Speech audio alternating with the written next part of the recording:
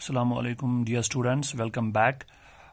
Today, let us study about the characteristics of a chemical reaction, as we are already done with the topics like balancing of chemical reactions and all. So, आज हम पढ़ेंगे characteristics of chemical reactions के बारे में.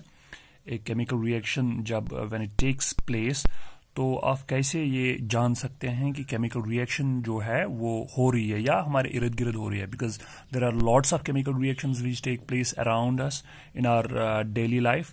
तो ये कैसे पता चलता है? ये केमिकल रिएक्शंस जो हैं, जो चेंजेस होती हैं इनमें, केमिकल रिएक्शंस में चेंज हो जाती है. तो there are some changes that can be that are easily observable, जो इजीली हम ऑब्जर्व कर सकते हैं. कुछ ऐसी चेंजेस जो हम इजीली ऑब्जर्व कर सकते हैं, जो हम फील कर सकते हैं, जो हम देख सकते हैं इजीली. कोई बड़े बड़े टेस्ट्स उनके बगैर भी आप वो फील कर सकते हैं, देख सकते हैं. तो ये जो the easily observable changes that take place in a chemical reaction, they are called the characteristics of a chemical reaction. So हम इन शॉर्ट हम ये कह सकते हैं कि जो इजीली ऑब्जर्वेबल चेंजेस होते हैं, इजीली ऑब्जर्वेबल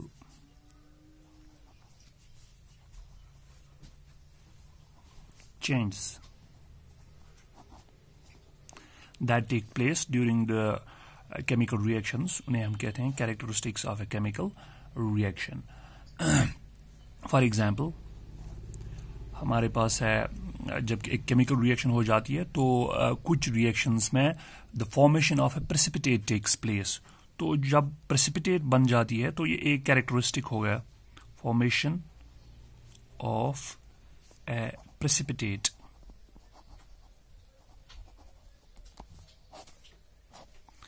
Precipitate किसे कहते हैं? A precipitate is a solid substance which is formed on mixing of two solutions. तो precipitate क्या होता है? It is a solid substance. ये एक solid substance बन जाता है as a product from or by the mixing of the reactants in solution form. जो reactants हैं, जब रिएक्टेंट्स इन सोल्यूशन फॉर्म में होते हैं, अगर ये reactants after the reaction is completed, अगर ये कोई ऐसा प्रोडक्ट बनाते हैं जो कि इन सॉलिड फॉर्म हो, then we can say that product is called the precipitate. और ये प्रेसिपिटेट हम आराम से देख सकते हैं, एक टेस्ट ट्यूब में हम देख सकते हैं लेबोरेटरी में. तो लेबोरेटरी में जब हम एक टेस्ट ट्यूब में ये जान जाएंगे कि ये कोई सॉलिड सब्सटेंस बन गया by the mixing of the two substances in the solution form, तो हम कह सकते हैं कि प्रेसिपिटेट फॉर्मेशन हो गई और हमें ये पता चलता है कि chemical reaction has taken place. तो केमिकल रिएक्शन जो है वो हो रही है या वो हो गई. For example, in the reaction between lead nitrate and potassium iodide solutions, a yellow precipitate of lead iodide appears. जब हम रिएक्शन करवाते हैं between lead nitrate, these are the reactants, lead nitrate, और potassium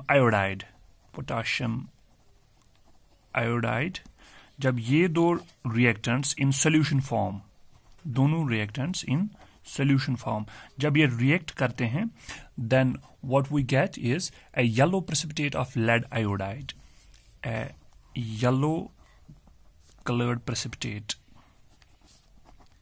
PPT, precipitate of lead iodide. तो हम आराम से easily observe कर सकते हैं कि ये येलो कलर्ड प्रेसिपिटेट जो है वो एक टेस्ट ट्यूब में फॉर्म होगी. तो इसका मतलब है कि that chemical reaction has taken place. तो हो गया एक कैरेक्टरिस्टिक जिससे हम ये जान सकते हैं कि केमिकल रिएक्शन जो है वो हो रही है या वो हो गई. Now, moving towards the second characteristic. So there are lots of the reactions in which the precipitate formation takes place. Now, there is another characteristic, important characteristic of a chemical reaction, that is called the evolution of a gas. Evolution of a gas. जो एक कुछ reactions ऐसी होती हैं जिनमें gas formation हो जाती है, वहाँ से गैस निकलना शुरू हो जाता है. तो उससे भी हम इजीली ऑब्जर्व कर सकते हैं, दूर से ही हम ऑब्जर्व कर सकते हैं कि अगर एक टेस्ट ट्यूब में या किसी बीकर में गैस फॉर्मेशन होने लगी है by the mixing of the reactants, तो हमें पता चलता है कि एक रिएक्शन जो है वो the reaction is taking place और the reaction has taken place. For example, इसकी एग्जाम्पल मैं आपको देना चाहूँगा. In the reaction between zinc and dilute sulfuric acid or hydrochloric acid, hydrogen gas is evolved. जब एक zinc जो है, zinc एंड हाइड्रोक्लोरिक एसिड या सल्फ्यूरिक एसिड H2SO4 और HCl, तो वहां से हमें जिंक सल्फेट निकलता है और zinc chloride is formed. So ZnSO4 और ZnCl2. So जिंक सल्फेट और जिंक क्लोराइड is formed. लेकिन इसके साथ साथ, ये तो मेन प्रोडक्ट है, लेकिन इसके साथ साथ और क्या बनता है? जिंक सल्फेट के साथ साथ हाइड्रोजन गैस भी बनेगा प्लस H2 गैस. तो ये जो हाइड्रोजन गैस है, ये इसके साथ साथ evolution of the gas takes place. तो जब ये हाइड्रोजन गैस निकलना शुरू हो जाता है, we can easily observe it also. तो हमें पता चलता है कि केमिकल रिएक्शन जो है वो हो रही है. या there are some other reactions also, like when calcium carbonate is heated और when calcium carbonate reacts with the dilute hydrochloric acid, तो वहां से कार्बन डाइऑक्साइड गैस जो है वो निकलना शुरू हो जाता है. तो इवोल्यूशन ऑफ गैस जो है, this is also the one of the important characteristics of a chemical reaction. Then there is another characteristic of the chemical reaction, third one, that is called the change in color.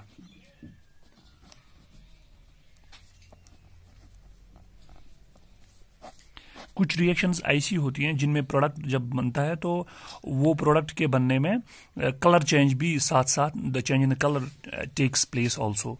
So there are some chemical reactions which are accompanied by the change in the color. For example, हम daily life में अगर हम देखेंगे एक example, rust formation जब होती है over the iron articles, जो भी आयरन के ये चीज़ें होती हैं हमारे इर्द गिर्द या हमारे घरों में, तो उनमें एक रस्ट कलर, जो रस्ट जो है वो ऊपर से बन जाती है. तो रस्ट का कलर जो है वो डिफरेंट होता है, that is brown in colour. Rust जो है ये ब्राउन इन कलर होता है, ब्राउन इन कलर. लेकिन जो आयरन का अपना कलर होता है, that is greyish black. Iron का अपना कलर जो है दैट इज ग्रेइश ब्लैक. तो कलर चेंज हो जाती है from greyish black to rust, because a new chemical substance has formed over the iron. तो जो ये नया केमिकल सब्सटेंस आयरन के ऊपर बन जाता है, which is called the rust, that is a different chemical substance. वो भी हम पढ़ेंगे अपने आने वाले टॉपिक्स में कैसे बन जाता है. So we can say that a chemical reaction has taken place by observing the change in the colour. इसी तरह से आपने पहले भी इस रिएक्शन में देखा, जो ये प्रेसिपिटेट फॉर्मेशन हो रही थी, उसमें the reaction between lead nitrate and the potassium iodide, you can see a precipitate, yellow coloured precipitate is formed. तो इसमें एक तो प्रेसिपिटेट बन गई, हो गया वो एक कैरेक्टरिस्टिक. दूसरा येलो कलर भी आ गया हमारे प्रोडक्ट में, हमारे प्रेसिपिटेट जो प्रोडक्ट बन गया. तो इसमें क्या हो गया, लेड आयोडाइड जो है प्रेसिपिटेट, इसमें येलो कलर आ गया. So this is also again the change in the colour. So now let's move towards the fourth characteristic. Fourth characteristic is, we can say, change in the state. Change in state. Change in state. कुछ chemical reactions ऐसी होती हैं जिनमें change in state हो जाता है, जैसे एक स्टेट सॉलिड से लिक्विड या लिक्विड से गैस या लिक्विड से सॉलिड, ये चेंज इन स्टेट हो जाता है. तो हम इसे इजीली ऑब्जर्व कर सकते हैं और हमें पता चलता है कि chemical reaction is taking place. So there are some chemical reactions which are accompanied by the change in the state. For example, हम एग्जांपल इसकी ले सकते हैं, जो हमारे पास घरों में सॉलिड वैक्स जो होता है या कैंडल जो होता है, solid wax in the form of a candle जो होता है, when it burns it forms water vapors. जब ये हम इसे जलाते हैं तो इसे क्या निकलता है, water vapors निकलते हैं और इससे कार्बन डाइऑक्साइड गैस भी इवॉल्व हो जाता है, कार्बन डाइऑक्साइड गैस भी इससे निकलता है. तो here the change of the state has taken place. This solid wax or the candle, it was in the form of a solid state.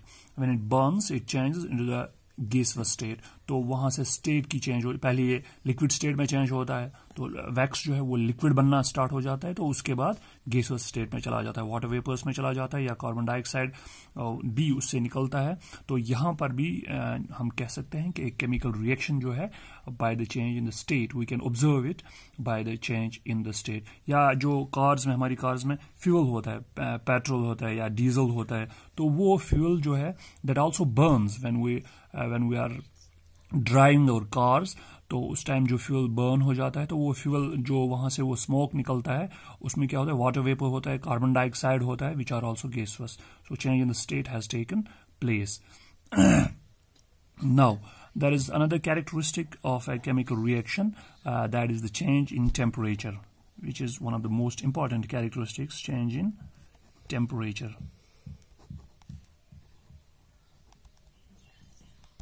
Sometimes some chemical reactions, they are accompanied by the rise in the temperature, or they are also accompanied by the fall in the temperature.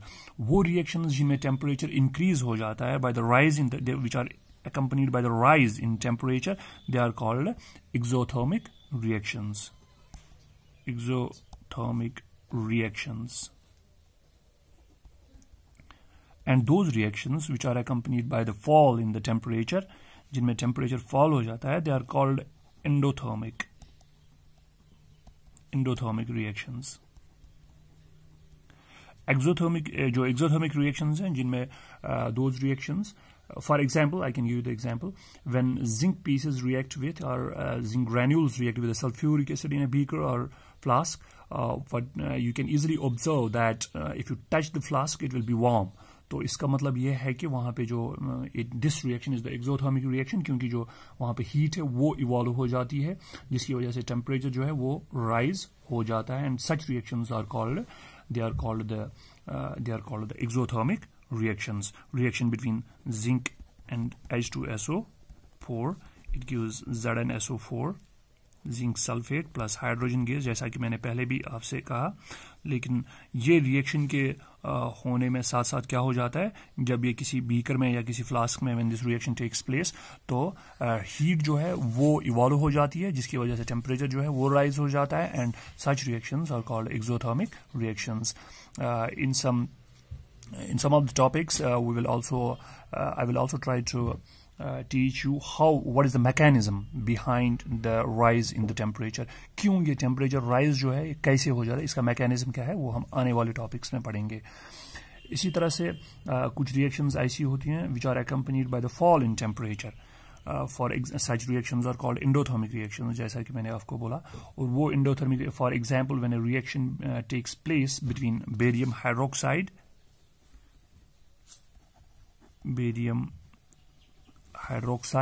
and ammonium chloride.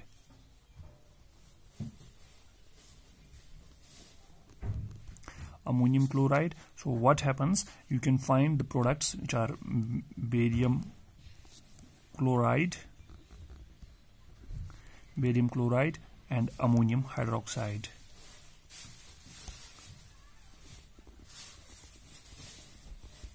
Ammonium hydroxide.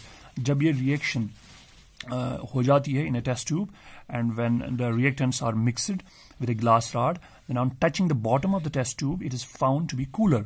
ये जब हम इसको touch करते हैं, अपने हाथ से touch करते हैं, तो ये हमें फील हो जाता है कि ये बहुत ज़्यादा कूल है. तो इससे क्या हो जाता है, क्यों? Because the heat has been, this time the heat has been absorbed. इस वक्त हीट एब्जॉर्ब हो गई है, बाहर से एब्जॉर्ब हो गई है अंदर की तरफ, तो बाहर से जो है टेम्परेचर है वो डाउन हो जाता है, फॉल हो जाता है, जो हम टच से आराम से देख सकते हैं कि there is the decrease in the temperature.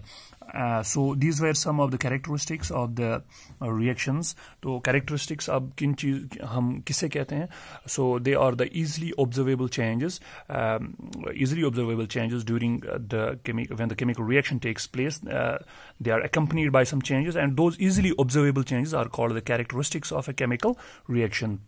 For example, the precipitate formation, evolution of a gas, change in color or change in the state, change in temperature. तो ये सब, इन सब को हम कहते हैं वो changes जो हम easily observe करते हैं.